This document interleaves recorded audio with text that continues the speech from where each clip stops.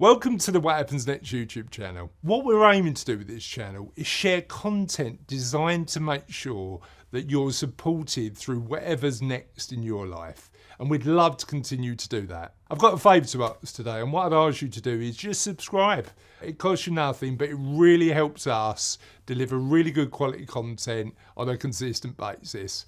Thank you, and let's go on to the interview.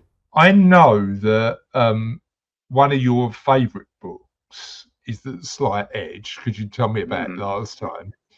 Yeah. I've not read it yet. Tell me a bit about it and what the component elements of it were that really resonate with you.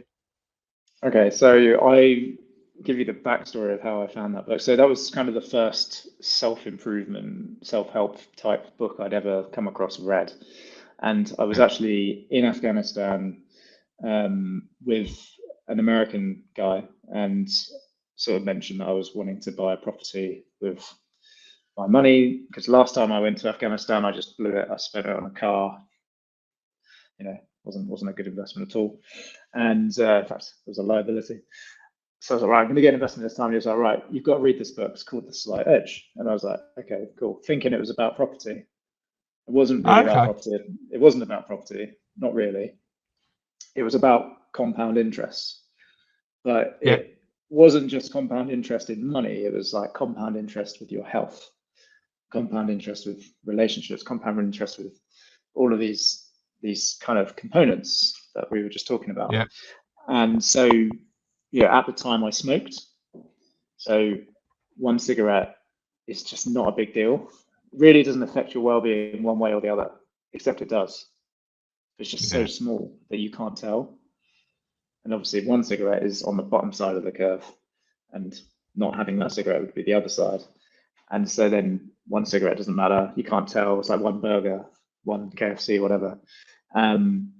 Whereas 10 a day for 10 years, suddenly now you've compounded those cigarettes, and now you've got cancer, and now you've got heart disease, and now you joints hurt, and everything seems to go wrong at the same time. And I wonder why that was. It was weird. And it wasn't. It was 10 years of smoking. So that really and then I sort of flipped that to be able to do a pull-up. My first pull-up. So I just try a pull-up every time you walk past a pull-up bar or something, and just used it with little things with fitness, just little things, and then just applied it to all sorts, really. But it's really useful to understand that you're going to have that eventually. You're going to have that around.